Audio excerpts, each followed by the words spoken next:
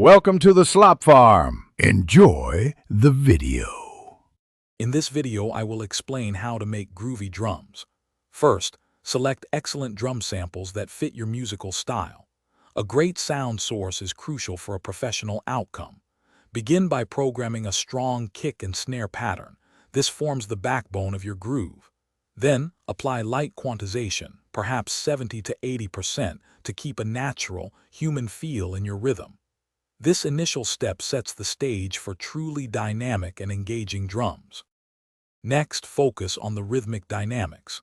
Varying the velocity of your drum hits is essential. Make some hits softer and others harder to create a more expressive performance. Experiment with adding a subtle swing, often between 52 and 58%, to give your drums a natural, forward-moving bounce.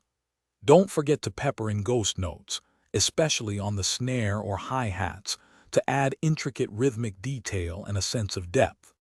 Now let's shape those sounds.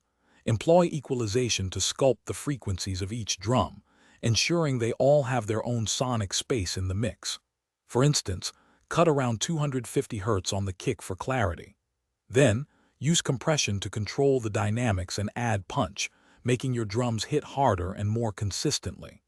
Finally, consider adding subtle reverb or delay to the drum bus to create a sense of space and atmosphere, making them sit beautifully in your track. Finally, integrate your groovy drums into the full mix. Automate drum patterns and effects, like filter sweeps or volume changes, to keep the listener engaged and build energy throughout the song. Carefully balance the levels of your drums against all other instruments to achieve a cohesive and professional-sounding mix.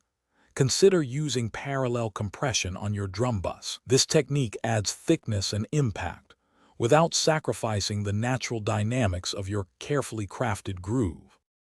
Thanks for watching. Consider subscribing if we helped you today.